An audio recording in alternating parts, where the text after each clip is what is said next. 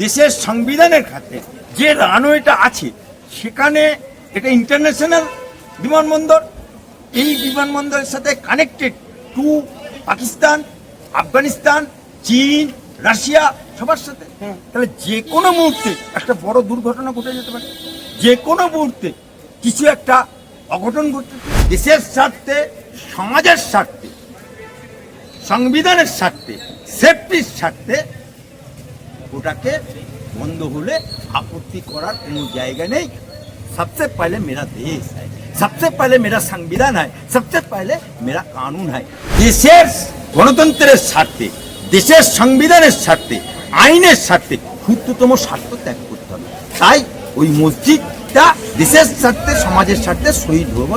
এই সরকার আসার আগে অনেকে বলেছিল বিজেপি এলে মুসলমানদেরকে কাটবে, বিজেপি এলে মসজিদে আজান দেওয়া বন্ধ করে দেবে, বিজেপি এলে মুসলমানদেরকে তেইরে দেবে, আর বিজেপি এলে কোরআন পড়া বন্ধ করে দেবে। কোন মুসলমান চলে গেছে? ভারতবর্ষের সেন্ট্রাল গভর্নমেন্ট কোন মুসলমান চলে গেছে? কোন মুসলমানকে বাংলাদেশ পাঠিয়ে দিয়েছে? কোন মুসলমানকে তাড়িয়ে দেওয়া হয়েছে? কোন মসজিদে আজান দেওয়া বন্ধ করে দিয়েছে? উল্টে রোডে নামাজ পড়াটা, ঈদের নামাজ, কোরবানির নামাজ আপনারা নিশ্চয়ই দেখেছেন, ঈদের আগের দিনে ব্রিগেড ময়দানে করে দেওয়া হয়। আজকে যারা বলেছিল রিমি খাতুনের বিচার হবে না, কিন্তু রিমি খাতুনের বাপ মা যেটা চেয়েছিল জান কা বদলা জান, ওটাই করা হয়েছে। আজকে অন্নপূর্ণা ভান্ডার যোজনা বলেছিল মুসলমানরা পাবে না, তাহলে আজকে আপনি খোঁজ নিয়ে দেখুন 65% মায়েরা, বুবুরা, খালারা, আপারা। স্যার, এই মুহূর্তে রাজ্যে বেশ বড় শোরগোল চলছে বিমানবন্দরে মসজিদ, এটার যে স্থানান্তরিত করার যে প্রসেস সরকার নিয়েছে, এটাকে আপনি কিভাবে দেখছেন? দেখুন, ভারতবর্ষের বুকে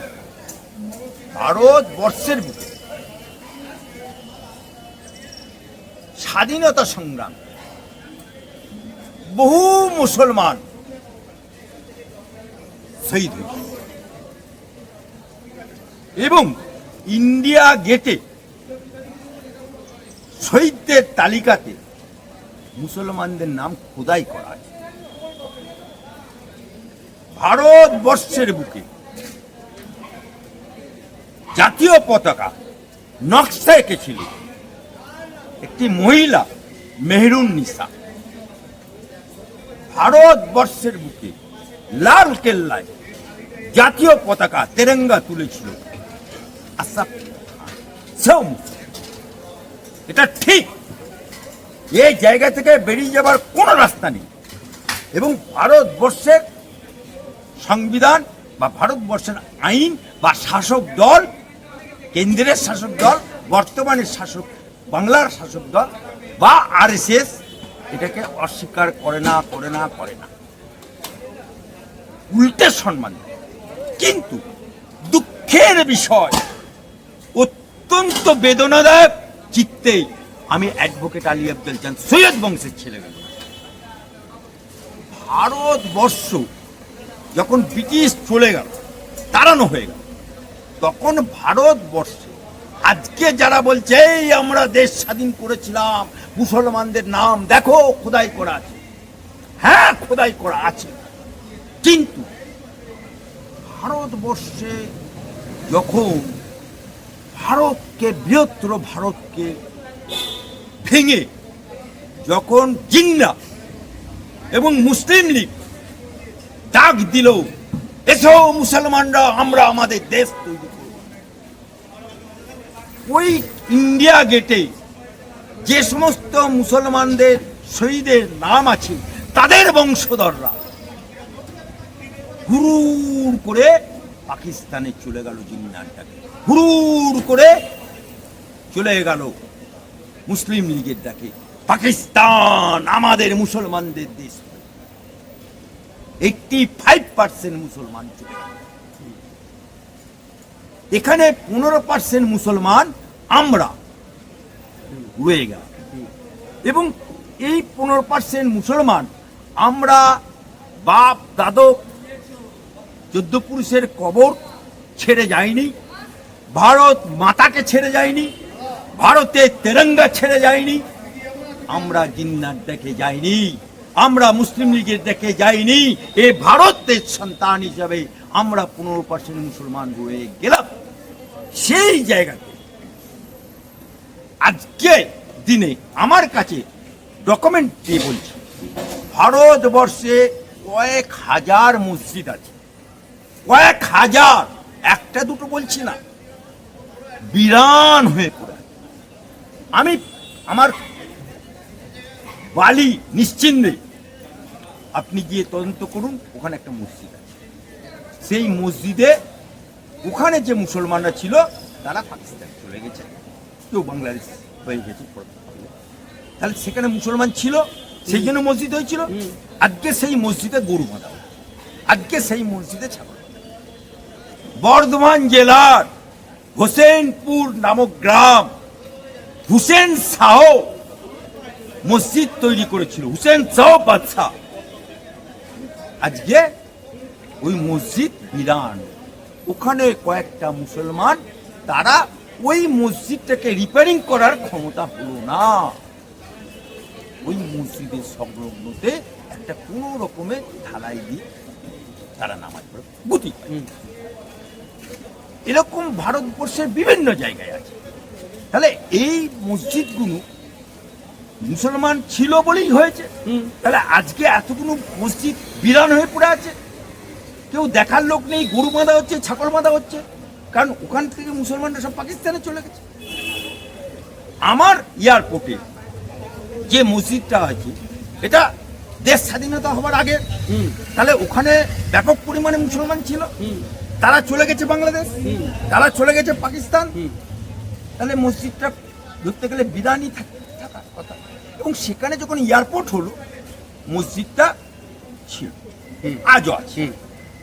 এবারে কথা হচ্ছে যে ওই মসজিদটা যে রানওয়ের মধ্যে আছে, তাহলে আমার ভারতবর্ষে নিরাপত্তার খাতে, দেশের সংবিধানের খাতে যে রানওয়েটা আছে, সেখানে এটা ইন্টারন্যাশনাল বিমানবন্দর, এই বিমানবন্দরের সাথে কানেক্টেড টু পাকিস্তান, আফগানিস্তান, চীন, রাশিয়া, সবার সাথে। তাহলে যে কোনো মুহূর্তে একটা বড় দুর্ঘটনা ঘটে যেতে পারে, যে কোনো মুহূর্তে কিছু একটা অঘটন ঘটতে। তাই আমার নবী বলছে যে সবচেয়ে পহলে দেশ, আমার নবী বলছে, আমি শহীদ বংশের ছেলে, আমার নবী বলছে जिस मट्टी में तुम्हारा जन्म हुआ वो मट्टी को सैल्यूट करो, जिस मट्टी में तुम्हारा जन्म हुआ उस देश को सैल्यूट करो, वो देश का कानून तुम्हें मेने चलो, वो देश का संविधान तुम मेने चलो। তাই দেশের নিরাপত্তার স্বার্থে, দেশের গণতন্ত্রের স্বার্থে, দেশের সংবিধানের স্বার্থে, আইনের স্বার্থে ক্ষুদ্রতম স্বার্থ ত্যাগ করতে হবে। তাই ওই মসজিদ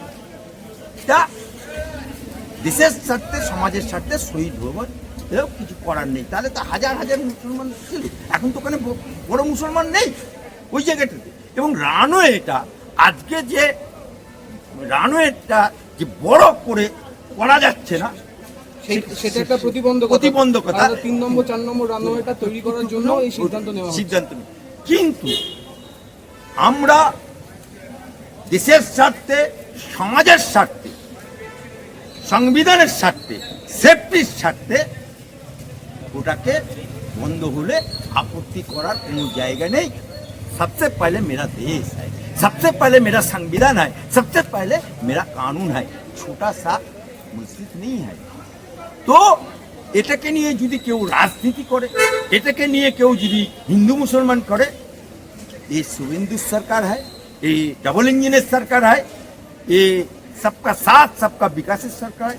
এই সরকার আসার আগে অনেকে বলেছিল বিজেপি এলে মুসলমানদেরকে কাটবে, বিজেপি এলে মসজিদে আজান দেওয়া বন্ধ করে দেবে, বিজেপি এলে মুসলমানদেরকে তেইরে দেবে, আর বিজেপি এলে কোরআন পড়া বন্ধ করে দেবে।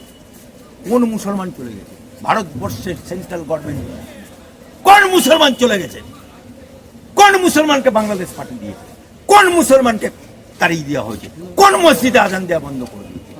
উল্টে রোডে নামাজ পড়াটা, ঈদের নামাজ, কোরবানির নামাজ আপনারা নিশ্চয়ই দেখেছেন, ঈদের আগের দিনে ব্রিগেড ময়দানে করে দেওয়া হয় এবং সেখানে আমি নিজে এবং খেলাফত কমিটির লোকেরা থেকে কোথায় নামাজ হবে, কিভাবে হবে, কেমন করে হবে, কোথায় উজুর পানি রাখা হবে, কোথায় কার পার্কিং হবে, পুলিশ থেকে সমস্ত ব্যবস্থা করা হয়।